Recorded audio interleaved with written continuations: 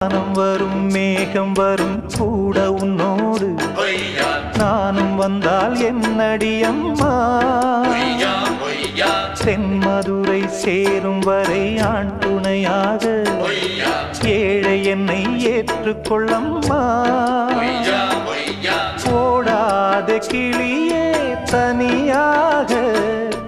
ஏதேனும் நடக்கும் தவறாக